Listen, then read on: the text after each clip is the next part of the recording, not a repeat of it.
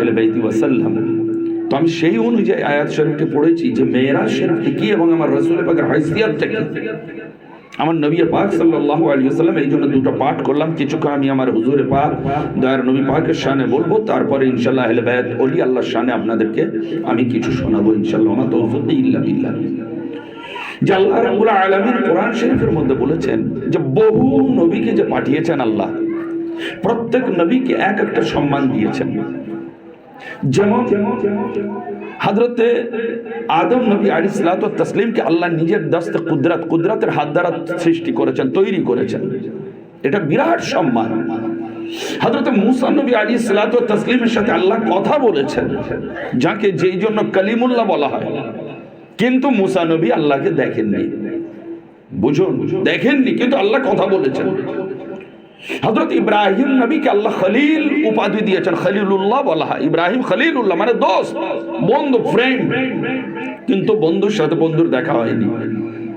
হযরত ইসমাঈল নবী আলাইহিস সালাম ওনাকে যাবিহুল্লাহ লাকাব দেওয়া হয়, যে ওনাকে কুরবানি করা হয়েছিল, যাবাহ আল্লাহর নামে উৎসর্গ, কিন্তু ওনার আল্লাহর সাথে দিদার হয়নি। উনি এত বড় মহান একজন নবী ছিলেন। এইবারে হযরতে ঈসা নবী আলাইহিস সালাম, এনাকে রূহুল্লাহ বলা হয়, বিনা বাবায় আল্লাহ ওনাকে দুনিয়ার বুকে পাঠান। তো এই যে লকবগুলো কম মনে করছেন, আল্লাহ তাআলার তরফ থেকে প্রাপ্ত। এইবারে আসুন, এবং হাদিস শরীফও এই সমস্ত বিষয়ে সমস্ত বিস্তারিত বর্ণনা আছে। কিন্তু আমার নবী পাক সাল্লাল্লাহু তাআলা আলাইহি ওয়াসাল্লামের যে সম্মান, যে ইজ্জত আল্লাহ রাব্বুল আলামিন দান করেছেন, এই ইজ্জত না কোন নবীকে দিয়েছেন, না কোন রাসূলকে দিয়েছেন, না কিয়ামত অবধি আর কোন কাউকে আল্লাহ দেবে। সেটা হচ্ছে কি সর্বশ্রেষ্ঠ ইজ্জত আল্লাহর নবীর, যে আল্লাহ পাক ওনাকে দিদার দ্বারা সৌভাগ্য দান করেছেন, ওনার হিদায়াত দান করেছেন, দিদার। এই 27 মেরাজুল নবী আল্লাহ রাব্বুল আলামিন তাকে ডেকে নিয়ে নিজের দিদার দান করেন। এর থেকে বড় ইজ্জত সম্মান আর কিছুতে নেই। যে 1,23,999 জন আম্বিয়া কিরাম যে জায়গায় পৌঁছাতে পারেননি, আমার নবী পাক সাল্লাল্লাহু আলাইহি ওয়াসাল্লাম সেই জায়গায়। তো কিভাবে হবে? তো এই মেরাজের দুটো পার্ট আছে। একটা হচ্ছে কাবা শরীফ থেকে আপনার বাইতুল মাকদিস ফিলিস্তিন যাওয়া, এটা আল ইসরা বলা হয়, জমিন সফর। এটা রাতের একটা অংশ, সেকেন্ডের ভগ্নাংশের মধ্যে আল্লাহর নবী মক্কা থেকে কোথায় চলে গেলেন? হযরত জিবরিল আমিনের সাথে বাইতুল মাকদিস। ভগ্নাংশ, সেকেন্ডের ভগ্নাংশে গেলেন, যার কারণে কাফেররা খুব ইনকার করেছিল, অমান্য করেছিল। ঘটনাটা বলবো। তো ওখান থেকে আল্লাহ নবী সাল্লাল্লাহু তাআলা আলাইহি ওয়াসাল্লাম যেখানে যেতে মাস লাগে আসা যাওয়ায়, এইবারে ওখান থেকে যখন বাইতুল মাকদিস ওখানে গেলেন, ওখানে সমস্ত আম্বিয়া কিরাম হাজির আছেন আমার নবী সাল্লাল্লাহু আলাইহি ওয়াসাল্লামকে ওয়েলকাম জানানোর জন্য, অভিবাদন অভিনন্দন জানানোর জন্য। আমার হুজুর ওখানে যখন হাজির হলেন, দেখলেন হযরত আদম থেকে ঈসা নবী সকলে একটা পুরো মসজিদ, কেবলমাত্র ইমামতের জায়গাটা খালি।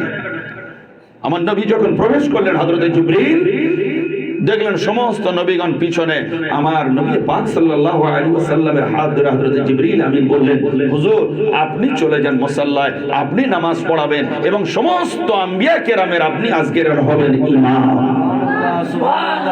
আপনি ইমাম। এই জন্য আমার নবী পাক ইমামুল আম্বিয়া বলা হয়, ইমামুল মুরসালিন বলা হয়। তো এই যে কয়েকটা মসলা আমাদের জানা দরকার, যে সর্বপ্রথম কোথাও কিছু বিজ্ঞাপন দিতে গেলে, কিছু করতে গেলে বিজ্ঞাপন দিতে হয়। যেমন আজকে হযরত মমিন শাহ বাবা রাহমাতুল্লাহ আলাইহি ওনার উরুস শরীফ, এই উপলক্ষে হ্যান্ডবিল ছাপানো হয়েছে, হয়েছে কিনা, প্রচার হয়েছে। যারা জানে না তারা আসার জন্য।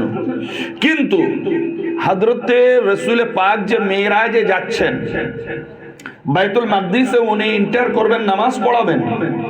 সমস্ত নবীগণ, কারোর মাজার ফিলিস্তিনে আছে, কারোর মক্কায় আছে, কারোর আবার কথায় আছে আমাদের ভারতে আছে, পৃথিবীর শাম দেশে আছে, বিভিন্ন নবীর মাজার বিভিন্ন জায়গায় আছে, পৃথিবী ছড়িয়ে ছিটিয়ে আছে। তা ওনাদেরকে ওই রাত্রেবেলা কে ঘোষণা দিলেন যে সমস্ত নবীগণ তোমরা বের হও, বের হয়ে কোথায় যাও না বাইতুল মাকদিসে চলে যাও, ওখানে সরকারে মদিনা জনাবে মুহাম্মদ রাসূলুল্লাহ তাশরীফ আনছেন। সুবহানাল্লাহ। এই গানটা কে দিলেন ওনাদের? এই প্রচারটা ওনাদের কে করলেন? নাম্বার 1। নাম্বার 2, যারা বলেন নবী পাক, আম্বিয়া কেরাম, আউলিয়া ইজাম, বুজুর্গানে দ্বীন আফটার ডেথ, ইন্তেকাল করার পরে কোনো শক্তি থাকে না, ওনাদের দেহ পচে নষ্ট হয়ে যায়, ওনাদের মাথার ফুল চাদর কেন চড়াও? বেকার সব। তাহলে আজ যদি তাই দেখা যায়, তাহলে সমস্ত আম্বিয়া কেরাম নিজের মাজার থেকে ওখান থেকে কি করে গিয়ে বাইতুল মাকদিসে হাজির হলেন যদি ওনারা হায়াতুন নবী না হবেন? ইমান তাজা করুন। ওয়াহাবি, জামাতি, আহলে হাদিস এদের খপ্পরে আপনারা পড়বেন না, খবরদার। সেই তরিকাই হচ্ছে সোজা রাস্তা, ওই অফ জান্নাত। সেইটাই যে রাস্তায় বুজুর্গানে দ্বীনরা চলে গিয়েছেন, আহলে বায়াতরা চলে গিয়েছেন, আম্বিয়া কেরামগণ চলে গিয়েছেন, ওই রাস্তাটাই হচ্ছে জান্নাতে যাওয়ার রাস্তা। সুবহানাল্লাহ। হায়াতুন নবী, এই হায়াতুন নবী যদি ওনার হায়াতে না থাকতে এলেন কি করে? নামাজ পড়লেন কেমন করে? মৃত ব্যক্তির জন্য তো নামাজ নেই, আছে? আছে? মৃত ব্যক্তির জন্য কুরবানি আছে? মৃত ব্যক্তির জন্য তাসবিহ তাহলিল আছে? নেই তো। তাহলে ওনারা এলেন, নামাজ পড়লেন কেন বাইতুল মাকদিসে? আর তাদের ইমামত আমার হুজুর করলেন। এটা একেবারে ফ্যাক্ট, রিয়েল ঘটনা এগুলো। আল্লাহ রাব্বুল আলামিন দেখিয়ে দিলেন যে দেখো, হযরত আদম থেকে নিয়ে কোন নবী ওনারা ইন্তেকাল করার পরে ওনাদের দেহ পচে যায়নি, নষ্ট হয়নি, ওনারা জীবিত আছেন। আল্লাহর ইচ্ছায় ওনারা দুনিয়ার সব জায়গায় হাজির হতে পারেন। সেই জন্যই তো আমরা এখান থেকে ডাক দিই মুশকিলে পড়লে, ইয়া রাসূলুল্লাহ উনজুর হালানা, ইয়া হাবিবাল্লাহ ইসমা কওলানা, ইন্না ফি বাহরি কবরি মুগরাকুন, খুয বিয়াদি সাহিলানা আশকালানা। ইয়া রাসূলুল্লাহ সরকারে মদিনা, আমি পেরেশানের হাল আছি, মুসিবতের মধ্যে পড়ে আছি, হুজুর একটু মেহেরবানি করে আমাকে সাহায্য করে উদ্ধার করুন। এই জন্য তো বলি ইয়া মাওলা আলী মুশকিল কুশা, যখনই মুসিবতে পড়ি আমরা হযরত সাইয়্যিদনা মাওলা আলী পাকের নাম স্মরণ করি। এই জন্য তো বলি ইয়া গাউসুল আযম দস্তগীর আল মাদাদ। কেন বলি? এই জন্য বলি আমাদের ওখানে যেতে দেরি, আমরা এত তাড়াতাড়ি মদিনায় যেতে পারবো না, আর নাজবা আশরাফ কারবালায় যেতে পারবো না, বাগদাদে যেতে পারবো না, কিন্তু ওনাদের আসতে দেরি নেই। আমাদের যেতে দেরি, কিন্তু ওনাদের আসতে দেরি নেই। আমরা ডাকবো, ওনার সাথে সাথে ওনাদের মদদ হাজির হয়ে যাবে। হ্যাঁ, তো আজ আমার নবী পাক সাল্লাল্লাহু তাআলা আলাইহি ওয়া সাল্লাম ওখানে হায়াতুন নবীর প্রমাণ হলো ওই মেরাজের দিন, যখন মেরাজের রাতে নামাজ পড়াচ্ছেন আমার দয়ার নবী। এবং এইবারে যখন আমার হুজুরে পাক, এইটা গেল আপনার কোরআন শরীফের প্রমাণ, এইটাকে যে ইনকার করবে সে কাফের হয়ে যাবে। এইবারে আমার নবী পাককে ওখান থেকে নিয়ে 7 তাবাক আসমানের উপরে তুলে, আসে মহল্লার উপরে তুলে আল্লাহ রাব্বুল আলামিনের সাথে দিদার করানোর জন্য নিয়ে যাওয়া হচ্ছে হযরত জিবরিল। এইটাকে মেরাজ বলা হয়। মেরাজ মানে ঊর্ধ্বগমনে আপনার ভ্রমণ করা, উপরের দিকে ওঠা।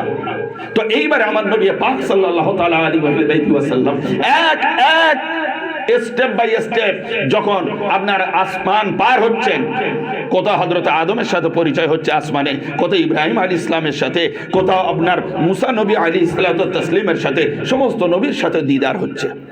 হযরত যখন আমার নবী পাক সাল্লাল্লাহু তাআলা আলাইহি ওয়া সাল্লাম পাককে নিয়ে যখন হযরত জিবরিল আমিন সিদরাতুল মুনতাহাতে পৌঁছালেন, মাখলুকের অতদূর স্টেজ ওর উপরে যেতে পারবে না, হযরত জিবরিল আমিন সিদরাতুল মুনতাহার কাছে বসে থাকেন, যা ওহী আসে ওখান থেকে নিয়ে উনি চলে আসেন নবীগণের কাছে।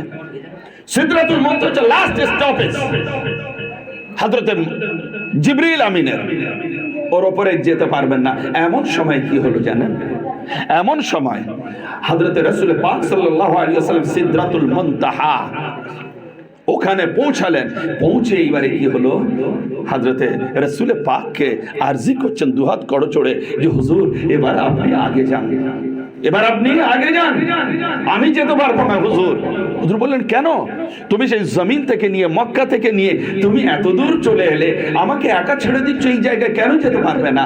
তখন বলছেন হুজুর এই জন্য যেতে পারবো না, আগার ইয়াকসার মুয়ে বরদার পরম ফরগ তাজাল্লা বাজাজত হারাম, যে শেখ সাদি বলছেন যদি আমি সামান্য পরিমাণ কেশাগ্র চুলের আগার পরিমাণ যদি আমি ক্রস করে যাই, তাহলে আমার সমস্ত শরীরের পাখনা আল্লাহর তাজাল্লিতে পুড়ে ছারকার হয়ে যাবে।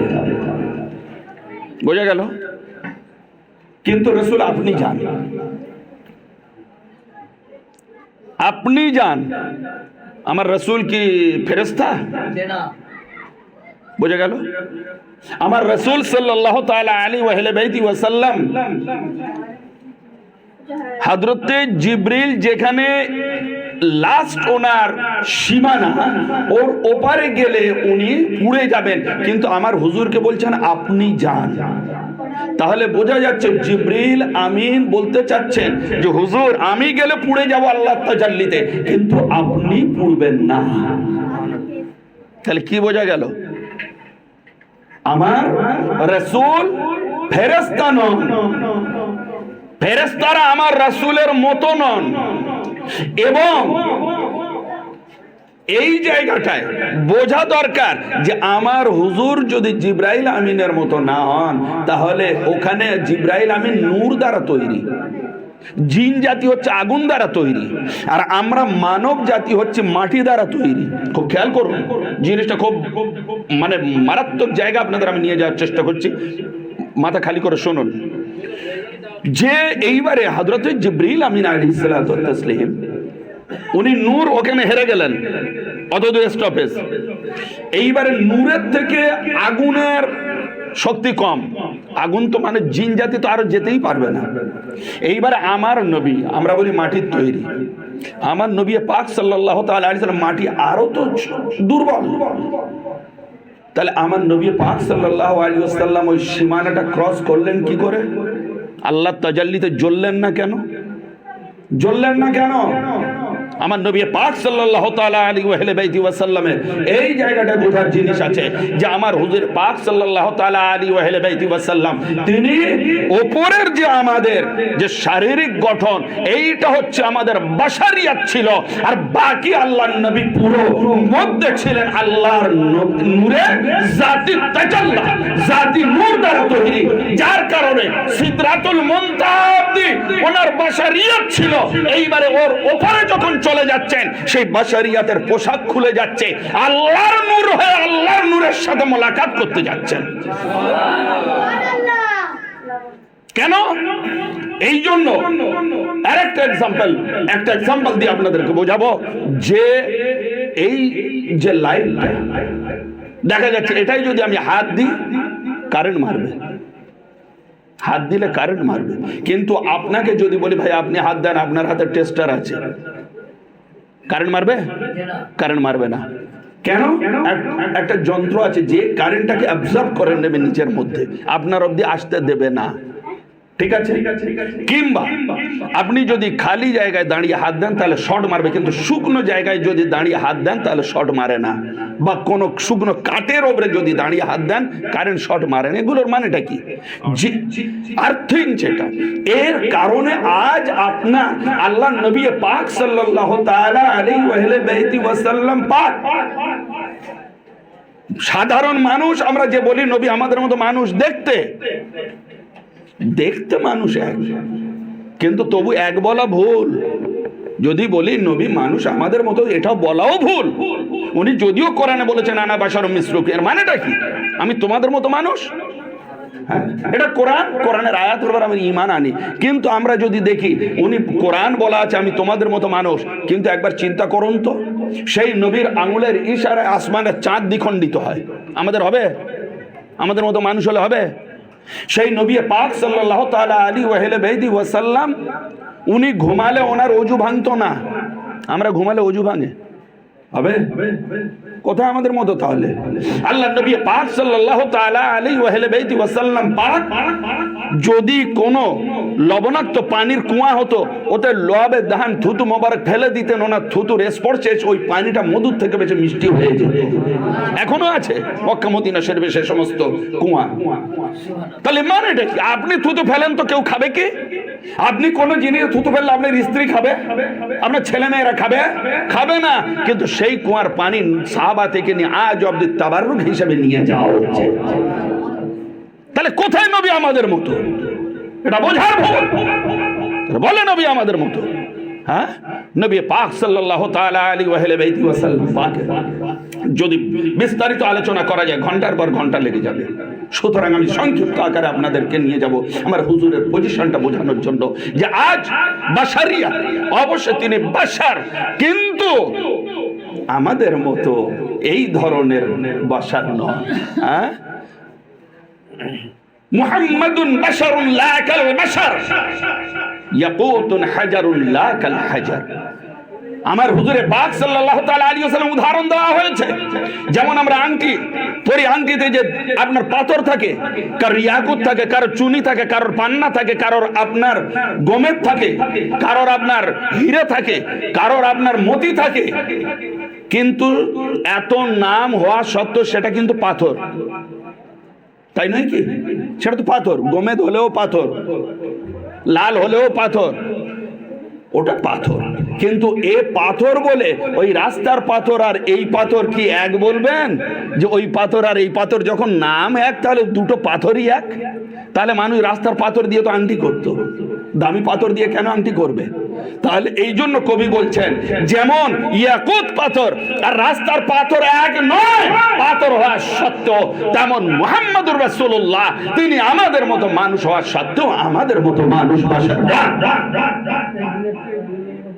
তো আমার দয়ার নবী হুজুর পাক সাল্লাল্লাহু তাআলা আলাইহি ওয়া সাল্লাম তিনি কিভাবে ওখানে চলে গেলেন? এই জন্য চলে গেলেন যে উনি জাতি নূর ছিলেন, জাতি নূরে খোদা ছিলেন, যার কারণে খোদার নূরে তাজাল্লিতে উনি জ্বললেন না, ওনার কোনো অসুবিধা হলো না। উনি এইবারে যখন বেরিয়ে চলে গেলেন, সীমানা অতিক্রম করে চলে গেলেন, আপনারা জায়গাটা একটু আগে আসুন। সীমানা যখন অতিক্রম করে চলে গেলেন, খেয়াল করে শুনুন, যখন সীমানা অতিক্রম করে গেলেন, এইবারে আল্লাহ নবী সাল্লাল্লাহু তাআলা আলাইহি ওয়া সাল্লাম যখন আল্লাহ রাব্বুল আলামিনের কুদরতের পর্দার মধ্যে ঢুকবেন, তখন আল্লাহ রাব্বুল আলামিন বলছেন, ইয়া মুহাম্মদ, আল্লাহ তাআলার তরফ থেকে একটা ওহী বাণী চলে এলো, হুজুর আপনি ওখানে স্টে করুন, একটু দাঁড়িয়ে যান, হুজুর আপনি একটু ওখানে ওয়েট করুন। কেন? ইন্নাল্লাহা ইউসাল্লি আলাইকা, হে রাসূল।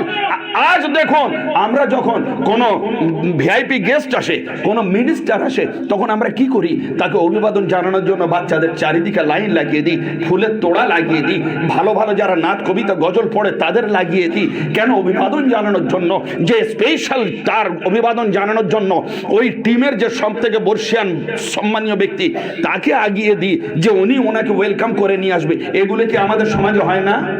সেম এইবারে আল্লাহ নবী যখন ওপরে পৌঁছালেন, সেখানে আল্লাহ ছাড়া আর কেউ নাই। আমার হুজুরকে ওয়েলকাম কে জানাবে? আমার হুজুরকে মানে অভিবাদন কে জানাবে?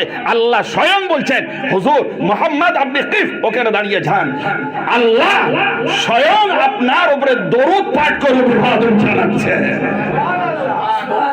স্বয়ং আল্লাহ আপনাকে অভিবাদন জানাচ্ছেন, দরুদ পাঠ করছেন, কিফ ইয়া মুহাম্মদ, ওখানে দাঁড়ান। কেন না? আপনার অভিবাদন জানাতে হবে তো। হ্যাঁ, এইবার আমার নবী পাক সাল্লাল্লাহু তাআলা আলাইহি ওয়া সাল্লাম আল্লাহ রাব্বুল আলামিনের কাছে একসাথে হলেন।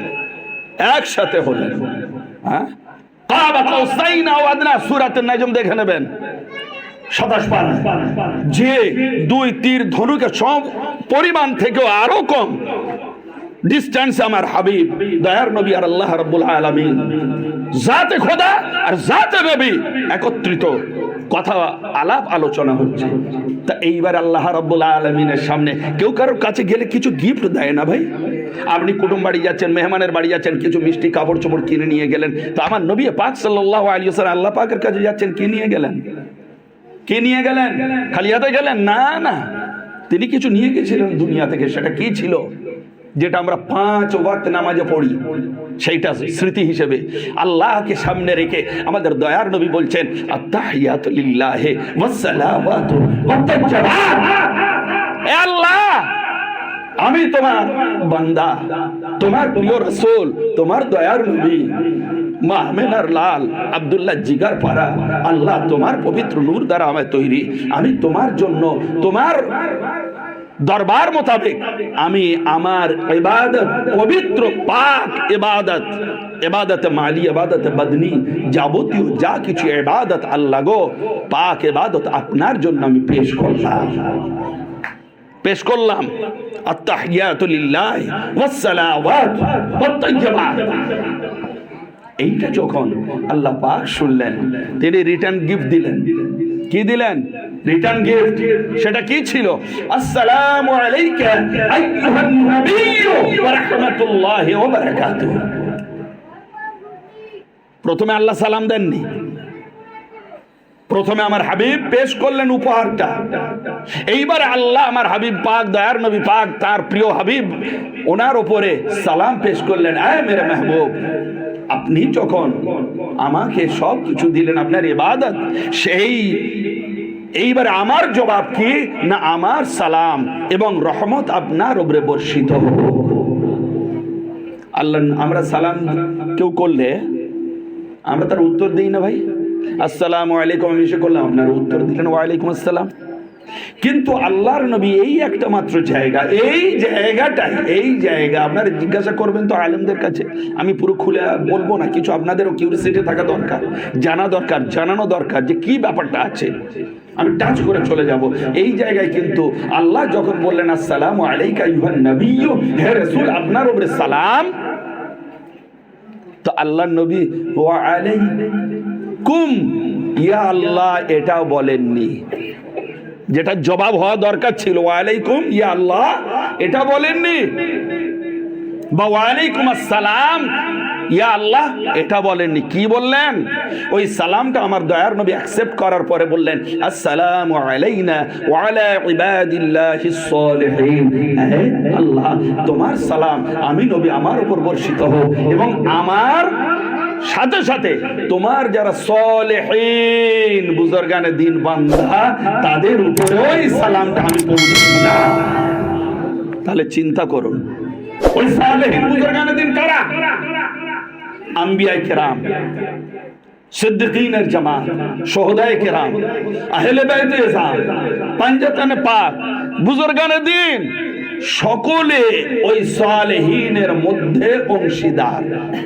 সেই জন্য আজ এইবারে সমস্ত ফেরেশতা সকল এইটা শোনার পরে খুশিতে উদ্বেলিত হয়ে উঠল। আল্লাহ আল্লাহর হাবিবের কথার মধ্যে উদ্বেলিত হয়ে উঠে ফেরেশতারা ঝুমতে লেগেছে। কি? আশহাদু আল্লা ইলাহা ইল্লাল্লাহু ওয়াহদাহু লা শারীকা লাহু ওয়া আশহাদু আন্না মুহাম্মাদান আবদুহু ওয়া রাসূলুহু। ফেরেশতারা বলে উঠল আল্লাহ ছাড়া কোনো মাবুদ নেই, লা শারীক তিনি, আর মুহাম্মাদুর রাসূল হচ্ছেন আল্লাহর রাসূল, আল্লাহর হাবিব।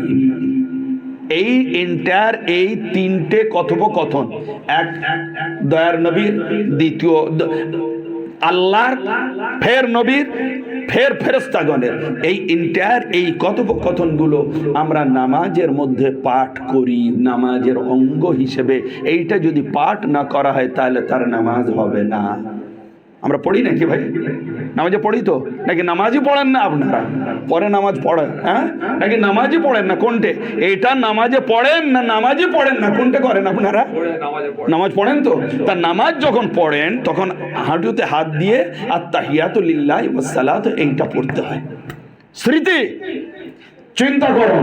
এইবারে আসুন একটা খুব মূল্যবান কথা, যেহেতু এটা দরবারি একটা প্রোগ্রাম, দরবারি প্রোগ্রাম হলেও আমি কিন্তু দরবার হোক আর ওপেন হোক, সত্য কথা বলতে আমি পিছুপা হই না। আমার মুর্শিদের দয়া নিগাহ করম ওনার কদম পাকের সদকায় যদি ওপেনও হয় দলিলের ওপরে বলে যাব, এবং এখনো বলে যাচ্ছি যে দরবারি কেন বললাম, যেহেতু দরবারি মানুষরা এইগুলো বোঝে বেশি, তাদের মধ্যে একটা আদব আছে, একটা পীর ভক্তি ভালোবাসা একটা আদব আছে। যে জিনিসটা ওয়াহাবিরা শিরক বলে, নাউযুবিল্লাহ, সেটা শিরক নয়, সেটা দ্বীন। আমরা হযরতে ইমাম গজ্জালি রহমাতুল্লাহ আলাইহি তার ইহইয়াউল উলুমে দ্বীনের দ্বিতীয় খণ্ড নামাজের চ্যাপ্টার, এর মধ্যে কি বলেছেন জানেন? বলছেন তোমরা যখন হুজুরের ওপরে নামাজে সালাম জানাবে, আসসালামু আলাইকা আইয়ুহান নবিয়্যু, আইয়ুহান নবী বলবেন হে রাসূল আপনার ওপরে সালাম, যখন আপনি নামাজে পড়বেন তখন আপনি ওই বলা আর নিজের নিয়তটা কলবের দিকে নিয়ে যাবেন এইভাবে যে আমার দয়ার নবী আমার কলবের মধ্যে হাজির আছেন, আমি আমার হুজুরকে দেখে দেখে সেই সালামটা পেশ করছি। কত মস্ত বড় কথা, যেমন বড় মানুষ তেমন বড় কথা হযরত ইমাম গজ্জালি রাহমাতুল্লাহ আলাইহি বলেছেন যে তুমি তোমার কলবের মধ্যে দয়ার নবীকে হাজির করে নেবে, হাজির করে নেওয়ার পরে তুমি সালাম আরজ করবে যে আমার দয়ার নবী শুনছেন। হ্যাঁ, আর ওয়াহাবিরা বলে হাজির নাজির মনে করা হারাম, হুজুর কোথাও যেতে পারেন না মদিনা শরীফ থেকে। হ্যাঁ, তাহলে আমরা সালামটা দিই কোথায়? হ্যাঁ, তাহলে এবার আপনি চিন্তা করুন। এইবারে আসুন আল্লাহ রাব্বুল আলামিনের কাছ থেকে, এইবারে জান্নাত দেখলেন, জাহান্নাম দেখলেন, আল্লাহ পাকের সাথে কত কথাবার্তা হলো, যাবতীয় সব হলো। এইবারে যখন ফিরে আসছেন আল্লাহ পাক বললেন হাবিব আপনি 50 ওয়াক্তের নামাজ নিয়ে যান। আর এই নামাজ যখন আপনার বান্দা পড়বে তখন ওই সালাত, হাদিস শরীফ এসেছে সালাত মেরাজুল মুমিনিন, নামাজ হচ্ছে মেরাজ, মুমিনদের জন্য আল্লাহ দর্শন। যখন আপনি নামাজে চলে যাবেন, আল্লাহ প্রাপ্তি ভালোবাসায় যখন ডুবে যাবেন, তখন ওই নামাজেই আল্লাহর রহমত ও দর্শন আপনি পাবেন। কিন্তু আজ আমরা পাই না। কেন? আমাদের ঈমান দুর্বল হয়ে গিয়েছে, দুনিয়ার গ্লানি, একেবারে আমরা গ্লানি মুক্ত হতে পারিনি বলে আল্লাহর সে দিদার আমরা পাই না। কেন? হাদিস শরীফ এসেছে, আল্লাহর দয়ার নবী বলেছেন কি, জানতাবুদুল্লাহ কান্নাকা তারাহ, যে তুমি এমন ভাবে আল্লাহর ইবাদত করো নামাজে দাঁড়িয়ে যে তুমি আল্লাহকে দেখছো। যদি এটা হচ্ছে ফার্স্ট স্টেপ, প্রথম ঈমান, এবারে যদি ওইটা না হয় তুমি এটা ভাববে ফাইন্নাহু ইয়ারাক, তুমি নামাজে দাঁড়াও এটা ভাববে যে আল্লাহ তোমাকে দেখছে, আল্লাহ তোমাকে দেখছে। কিন্তু আমাদের মনে হয় দুটোই কোনোটাই হয় না। ব্যাস নামাজ দাঁড়িয়ে গেছে, একটা দেয় তো বেজাল ইমাম, তাড়াতাড়ি বেরোতে হবে, গিয়ে হিসাব পাতি করতে হবে, দোকানে যেতে হবে, দোকান খুলতে হবে, মেয়ের স্কুল ফিস দিতে হবে, টিউশনে যেতে হবে, এই ঝামেলা, এই কাপড়ের দাম মাপ পাওয়া যাচ্ছে না। কি না আল্লাহ দেখছি আমি, না আল্লাহ আমার দেখছে, পরিষ্কার। খালি নামাজ পড়তে হয়, পড়ছি, তাহলে কি করে সেটা মেরাজ হবে? এইবারে যাই হোক, খালি আমি ইশারা ইঙ্গিত দিয়ে যাচ্ছি। এখানে এসেছিলাম আলহামদুলিল্লাহ, আপনারা জানবেন কালপাড়া মসজিদে বিভিন্ন ধরনের জায়গায়, তো যেখানে আরো ভরা মাজমা ছিল, মাজমা বেশি হলে আরো বলতো আরো ইমেজ আসে। তো এইবারে কি হলো, এমন সময় আল্লাহ রাব্বুল আলামিনের 50 ওয়াক্তের নামাজ নিয়ে হুজুর চলে আসছেন। হযরতে মুসা নবী আলাইহিস সালামের সাথে দেখা। মুসা নবী জিজ্ঞাসা করলেন হাবিব আল্লাহ পাক কি দিলেন? তখন দয়ার নবী বললেন আমাকে 50 ওয়াক্তের নামাজ উম্মতের জন্য দিয়েছেন। হযরতে মুসা নবী বললেন যে হুজুর আপনি ফিরে যান, গিয়ে কিছু কম করিয়ে নিয়ে আসুন। কেন না আপনার উম্মত এত পড়তে পারবে না। কি আমাদের জন্য ভালো করেননি মুসা নবী? কি ভাই ভালো করেছেন নাকি? হ্যাঁ, কেন ইবাদত তো বেশি করলে তো ভালো, তো খারাপ করলেন তো, তাহলে দেখা যাচ্ছে কমিয়ে দিচ্ছেন। কমটা ইবাদতে কমটা ভালো না খারাপ? বলতে পারবেন না, খুব মানে ক্রিটিক্যাল কোশ্চেন, প্রশ্ন এসব। তা সুতরাং ওই দিকে যাওয়ার দরকার নেই, আসলটা দেখুন। সব কিছুই ভালো আল্লাহর দ্বারা যেটা হয়। আপনি ফিরে যান আল্লাহর কাছে, একটু কম করে নিয়ে আসুন। হাবিব চলে গেলেন, আল্লাহ জিজ্ঞাসা করলেন হুজুর কি ব্যাপার? বলছেন আল্লাহ এত নামাজ উম্মত পড়তে পারবেন, একটু কম করেন। বলে ঠিক আছে 5 ওয়াক্ত কম করলাম। 45 নিয়ে আসছেন, ফের মুসা নবীর সাথে দেখা, কত 45 হয়েছে, 5 কম হয়েছে। হুজুর এত পারবেন, আপনি ফিরে যান। ফের গেলেন, হাবিব কি খবর? না আল্লাহ এত পারবে না, একটু কম করেন। আল্লাহ ফের কম করলেন 5, 40 থাকলো। আপ ডাউন হচ্ছে, খালি আপ ডাউন হচ্ছে। হযরতে মুসা থেকে আল্লাহ, আল্লাহ থেকে মুসা, এই করছেন আমার দয়ার নবী। চলতে চলতে 9 বার আপ ডাউন করলেন। 9 বারে 5 ওয়াক্ত করে কম হলে কত হয়? 45 ওয়াক্তের নামাজ কম হয়ে গেল। থাকলো কত? 5। আল্লাহ রাব্বুল আলামিন বললেন এ মেরে হাবিব তুমি চলে যাও, ওই 5 ওয়াক্ত নামাজ তোমার উম্মতরা আমাকে বিশ্বাস করে ভালোবাসার সাথে যদি পড়ে, তাহলে আমি ওই 5-এর নামাজের পরিবর্তে পড়লে 50 ওয়াক্তের সওয়াব দেব। পড়ো কম, বেনিফিট পাও বেশি। চিন্তা করুন। এইবারে আসুন তো দেখি আসল কথাই যেটা, সেটা হচ্ছে এই মৌলবীরা বলে ওসিলা নেওয়া যাবে না, ওসিলা ধরা হারাম। আমরা যখন ওসিলা দিয়ে দোয়া চাই, আল্লাহ তোমার নবীর ওসিলা আমার এই দোয়াটা কবুল করো, ওলি আউলিয়া গৌস পাকের ওসিলায় দোয়াটা কবুল করো, বড় পীর সাহেবের ওসিলায় দোয়াটা কবুল করো, পাঞ্জাতন পাকের ওসিলায় দোয়াটা কবুল করো, মাওলা পাকের ওসিলায় দোয়াটা কবুল করো, বলি কি না? কিংবা এটাও যদি না বলেন, অন্তত কি বলেন? শেষ মোনাজাতে লা ইলাহা ইল্লাল্লাহু মুহাম্মাদুর রাসূলুল্লাহ বলেন কি না? না উঠে গিয়েছে, কিছু উঠেছে, কিছু আছে মনে হয় নাকি? কিছু উঠেছে, কিছু আছে। এই হচ্ছে আসল রোগ, ওসিলা নেওয়া যাবে না। হ্যাঁ, আজ কলেমা তুলে দিয়েছে মানুষ। কেন না কিছু মৌলবীদের, হাটবাজারি মৌলবীদের কথা শুনে কলেমা তুলে দিয়েছে যে কলমা পড়া যাবে না, মোনাজাতে কলমা পড়া যাবে না। আর এই কলমার ওসিলায় হযরত আদম আলাইহিসসালাতু তাসলিমের তওবা কবুল হয়েছিল, খালি কলমার ওসিলায় নয়। আপনার তাফসীরে দুররে মানসুরের মধ্যে এসেছে হযরত আদম আলাইহিসসালাতু তাসলিম যখন দোয়া করছেন আল্লাহর কাছে, বহু বছর কেঁদে কেঁদে যখন হয়নি দোয়া কবুল, তখন একদিন দোয়া করছেন ফাতালাকা আদম মিন রাব্বিহি কালিমাত। এই আয়াত যখন নাযিল হলো, দোয়া করছেন আল্লাহ তুমি মুহাম্মদের ওসিলায়, আলী ও ফাতিমা হাসান হোসেনের ওসিলায় আল্লাহ তুমি আমার দোয়াটা কবুল করে নাও, এবং আমার খাতায় ইজতিহাদি আমার ভুলটাকে আল্লাহ তুমি ক্ষমা করে দাও। সুবহানাল্লাহ। সাথে সাথে আল্লাহ রাব্বুল আলামিন যতদিন না ওসিলা নিলেন হযরত আদম পাঞ্জাতন পাকের, ততদিন ওনার দোয়াটা কবুল হয়নি। তাহলে আদমের দোয়া কবুল হয় না বিনা ওসিলায়, তাহলে আমরা মাওলানা মৌলভী ইমাম এরা বড় হয়ে গেলাম যে বিনা ওসিলায় দোয়া করব, ডাইরেক্ট নামাজ পড়বো, আল্লাহ এই যা ফরিয়াদ দিলাম তুমি কবুল করে নাও। হুয়ারিও আল্লাহকে এই ধরনের অর্ডার করো, তোমাকে বিনয়ী হতে হবে, আল্লাহর কাছে পেশ করতে হবে। আল্লাহ তোমার জাত পাকের ওসিলা, তোমার রহমতের ওসিলা, তোমার দয়ার নবীর ওসিলা ইত্যাদি বলতে হবে। আজ দেখুন যারা ওসিলা মানে না, তাদের জন্য এই নামাজ কম হওয়া বেশি হওয়া একটা মারাত্মক দলিল। যে হযরতে মুসা নবীর সাথে যদি না সাক্ষাৎ হতো, কি হতো ভাই? কি হতো? 50 তো এসে যেত। এখন 5 পারি না, 50 পারতেন কি? সেই 50টা কমলো কার ওসিলায়? মুসা নবীর ওসিলায় কমলো তো। কেন? মিডিয়া, ভায়া মিডিয়াকে ওখানে মুসা নবী আলাইহিস সালাম, আল্লাহ, উম্মত, রাসূল আর চলে আসছেন মাঝখানে মুসা নবীর সাথে দেখা। মুসা নবী আলাইহিস সালাম জিজ্ঞাসা করলেন কত? এত এত এত এত। আল্লাহ নবী সাল্লাল্লাহু আলাইহি ওয়াসাল্লাম তারই পরামর্শ তো আপ ডাউন করলেন। তাহলে দেখা যাচ্ছে মুসা নবী আলাইহিস সালামের ওসিলাতে 50, 45 কমলো, 5 থাকলো। তাহলে এবার আপনি বলুন, যারা ওসিলা মানে না, যারা কলমা দোয়াতে মানে না, আমি লজিক দিয়ে, যুক্তি দিয়ে আপনাদেরকে বোঝাবো, তাদের 50 ওয়াক্ত নামাজ পড়া দরকার কিনা?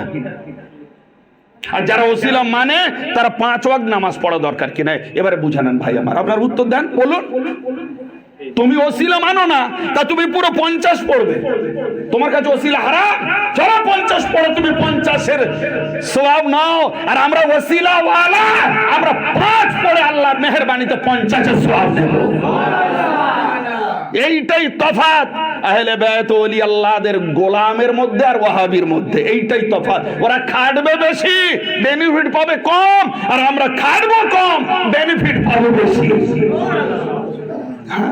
এইটাই তফাৎ। যারা ওসিলাকে হারাম বলে। এইবারে আসুন, দয়ার নবী হুজুরে পাক সাল্লাল্লাহু আলাইহি ওয়াসাল্লাম মুসা নবীর সাথে যে কথা হচ্ছে, ভাই উনি যদি মুর্দা হয়ে কবরে পড়ে থাকতেন, মুর্দা লোকের সাথে কারোর কথা হয় কি?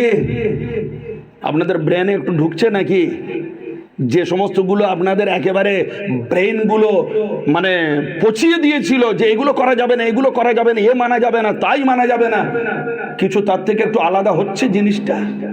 যে আজ মুসা নবী যদি মুর্দা হতেন, তাহলে আসমানে কি করছেন উনি? ওনার তো ফিলিস্তিনে ওনার কবর, আসমানে কি করছেন? জিন্দা আসমানে যেতে পারে মুর্দা? কিন্তু উনি চলে গেলেন, তারপরে নামাজ কম করালেন। এ তো হাদিস বলে, যারা ওসিলা মানে না তারাও বলে। জিজ্ঞাসা করুন তাদের যে তুমি তো ভাই ওসিলা মানো না, তা মুসা নবীকে মুর্দা মনে করো। সব নবী মারা গিয়েছে, আমার নবী মদিনা শরীফে মারা গিয়েছে। রাজ্জাক বিন ইউসুফ, বাংলাদেশের একটা মৌলবী আছে আব্দুর রাজ্জাক বিন ইউসুফ, তার কাছে ফতোয়া গেল নবী মৃত না জিন্দা, আয় না উনি মদিনা শরীফে কবরে মুর্দা পড়ে রয়েছেন। এই ভাষা তার, বাংলাদেশের। ইন্ডিয়ান নয়। সে বলেছে মুর্দা। তাহলে মুর্দা যদি হবে তা মুসা নবী তো তার আগে তো ইন্তেকাল করেছেন, তিনি আসমানে কি করছেন, তিনি নামাজটা কি করে কম করাচ্ছেন? এগুলো মাথায় আনুন, মাথায় আনুন। আর কিন্তু এই আমার একবারে আশায় আসবে না। এই যে আপনাদের দানা দিয়ে গেলাম বসিয়ে আপনাদেরকে, না ইনশাআল্লাহ এবারে শুনতে শুনতে আপনাদের ব্রেন পুরো ওয়াশ হয়ে যাবে, যে বাতিল যারা আপনাদের ব্রেনের মধ্যে যা ঢুকিয়ে রেখেছে ক্লিয়ার হয়ে যাবে। আল্লাহ নবী ফের বলছেন, রাআইতু মূসা ইউসাল্লি ফি কবরিহি, আমি মূসাকে দেখলাম কবরের মধ্যে দরুদ পাঠ করছে। ওখানে নামাজ নেই কবরে, সুতরাং ওখানে নবী দেখছেন, নবীর ওপরে আমার মূসা নবী দরুদ পাঠ করছেন। তাহলে এবার আপনি চিন্তা করুন, মূসা নবী জিন্দা, তাহলে আমার নবীও জিন্দা। তাহলে আমার নবী খালি জিন্দা নন, আমার নবীর আহলে বাইত জিন্দা, আমার নবী পাকের গোলাম যারা পীরান তরিকত এনারা জিন্দা। কেন? আমার নবী পাকের মোহব্বতে তারা ফানা হয়ে দুনিয়া থেকে চলে গিয়েছেন। এই জন্য বুজুর্গানে দ্বীন এনারা জিন্দা। আমরা জিন্দা ব্যক্তির অনুষ্ঠান করি, কোন মুর্দা আমরা করি না। ওলিয়া উলিয়ারা জিন্দা, ওনাদের যে উরুস শরীফ হয়, উরুস শরীফ এটা জিন্দার প্রমাণ। হ্যাঁ, মিশকাত শরীফের মধ্যে এসছে, যখন কবর দেওয়ার পরে ওলি আল্লাহ সাধারণ মানুষের যখন সওয়াল জবাব হবে, যখন উত্তর দিয়ে দেবে, তখন ফেরেশতারা বলবেন নাম কানাউমাতিল আরুস, তুমি শুয়ে পড়ো যেমন নববিবাহিতা দুলহা দুলহান শোয়, ওই রকম আরামের সাথে তুমি ঘুমাও। তা সুতরাং আমাদের ওলি আলী বুজুর্গানে দিন, এনারা যারা মাজারে আছেন, যে মাজারের ফুল চাদর চড়ানো হয়, এটা হারাম নয়, বরং এটা এনাদের তাজিমের জন্য, এটা বারহাক। ওনারা দুলহানের মতো আরাম ফরমাচ্ছেন। হ্যাঁ, বলছে মুর্দা। কিতাবের মধ্যে লেখা আছে, মিরকাতের মধ্যে শরমিশকাত, যে আউলিয়া আল্লাহ লা ইয়ামুতুন বাল ইয়ান্তাকিলুনা মিন দারিন ইলা দারিন আখার, আউলিয়া আল্লাহ মারা যান না, বরং একটা ঘর থেকে অন্য আরেকটা ঘরে ট্রান্সফার হয়ে যান। হ্যাঁ, তাহলে আজ কি মনে করেছেন আপনারা? ওই মৌলবীদের কাছে কি আপনারা ঈমান বেচে রেখে দিয়েছেন?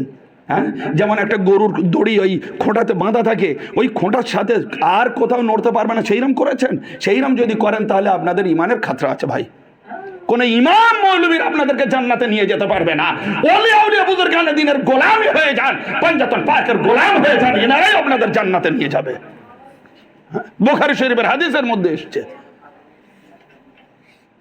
তো এইবারে আল্লাহ নবী সাল্লাল্লাহু তাআলা আলাইহি ওয়া সাল্লাম তিনি ওই 5 ওয়াক্ত নামাজ নিয়ে দুনিয়ার বুকে এলেন। তারপরে আমরা নামাজ পড়ি। এইবারে আসুন, ওখানে আরো কিছু কথা হয়েছিল, যে আজ পর্যন্ত আপনারা শোনেননি, আশা করব শোনেননি, সেইটা আমি আপনাদের সামনে বলবো।